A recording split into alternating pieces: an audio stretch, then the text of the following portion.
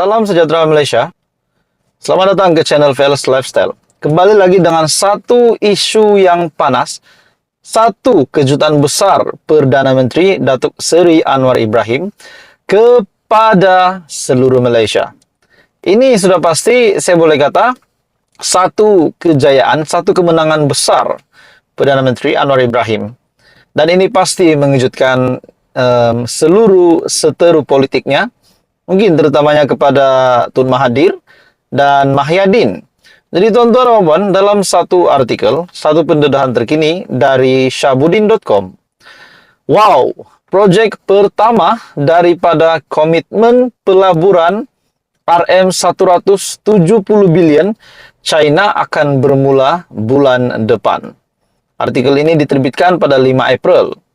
Perdana Menteri Anwar Ibrahim berkata, salah satu projek daripada rekod komitmen pelaburan bernilai RM170 bilion dari China itu dijangka dimulakan seawal bulan depan. Anwar berharap pelaksanaan projek-projek itu akan menjadi galakan kepada pelabur lain. Projek awal yang pertama dijangka bermula selewat-lewatnya Mei, kata Anwar yang juga Menteri Kewangan pada sidang media pasca mesyuarat Kabinet di Putrajaya hari ini.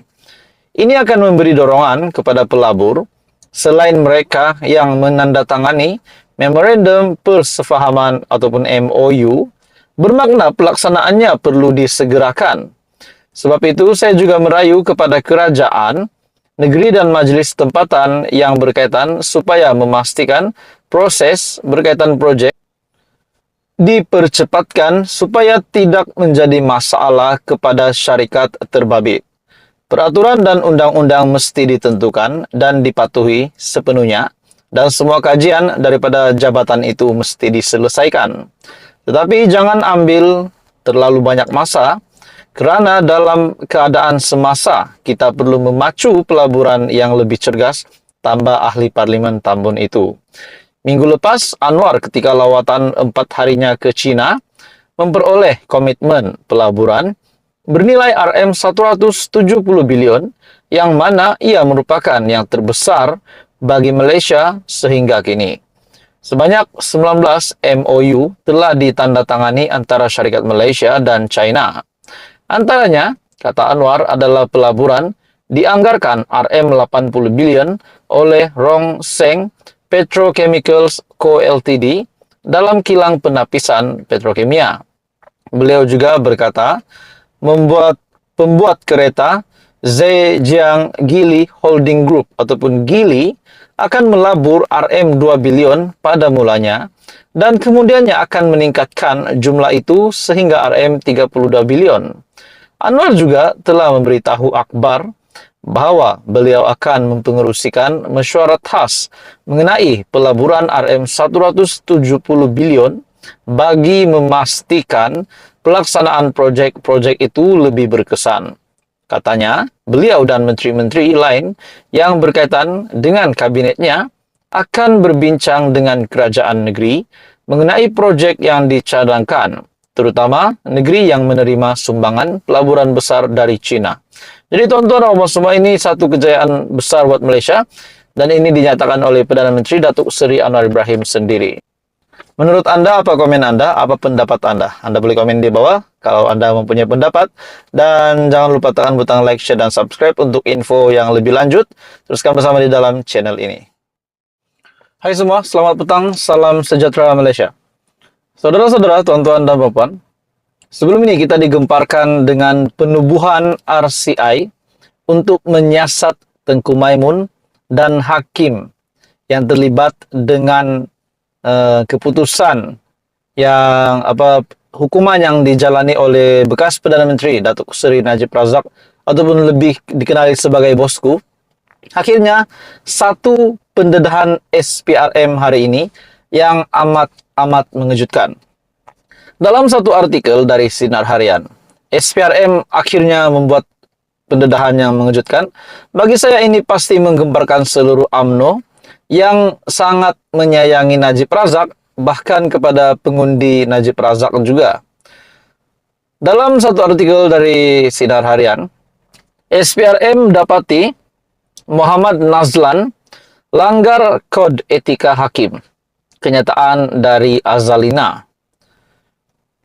Hakim Mahkamah Rayuan Datuk Muhammad Nazlan, Muhammad Ghazali didapati melanggar kod etika hakim dan mempunyai konflik kepentingan ketika mengetuai kes SRC International Sendirian Berhad melibatkan bekas Perdana Menteri Datuk Seri Najib Tun Razak. Perkara itu disahkan Menteri di Jabatan Perdana Menteri, Undang-Undang dan Reformasi Institusi, Datuk Seri Azalina Othman Said, berdasarkan hasil siasatan Suruhanjaya Pencegahan Rasa Malaysia SPRM terhadap Muhammad Nazlan. Baru-baru ini juga kita mendengar Ketua Suruhanjaya Pencegahan Rasa Malaysia yang mengantar laporan ataupun surat kepada Tengku Maimun, kepada Ketua Hakim Negara, menyebut tentang ataupun menyebut nama Hakim Nazlan yang dikatakan terlibat dengan satu salah laku, dan akhirnya hari ini disahkan oleh Menteri di Jabatan Perdana Menteri Datuk Seri Azalina Othman Said. Dalam artikel ini memetik laporan portal berita FMT, Azalina mengesahkan Muhammad Nazlan telah melanggar kod dan mempunyai konflik kepentingan menerusi surat bertarik 20 Mac kepada Peguam Bela Syafiee dan Co. N.Co. Azalina berkata, ia berdasarkan salinan laporan penemuan SPRM bertarik 20 Februari lalu yang dipanjangkan oleh agensi itu kepadanya. Azalina dilapor menjawab surat daripada Peguam Bela Najib bertarik 15 Mac yang bertanya sama ada SPRM menulis kepada Ketua Hakim Negara Tun Tengku Maimun Tuan Mat untuk mengesyorkan supaya prosiding tata tertib dimulakan terhadap Muhammad Nazlan berhubung pengendaliannya dalam kes SRC. Dalam surat itu, firma guaman berkenaan bertanya sama ada SPRM pada dasarnya membuat kesimpulan bahawa Muhammad Nazlan melanggar kod etika hakim dan mempunyai konflik kepentingan. Dalam surat balas kepada firma guaman itu, Azalina berkata beliau boleh mengesahkan persoalan-persoalan yang dikemukakan telah dijawab secara afirmatif. Sebelum ini, surat yang didakwa daripada Ketua Pesuruhjaya SPRM Tan Sri Azam Baki kepada Tengku Maimun tersebar di media sosial beberapa hari selepas Mahkamah Persekutuan Putrajaya menolak permohonan bekas Presiden UMNO untuk menyemak sabitan dan hukumannya.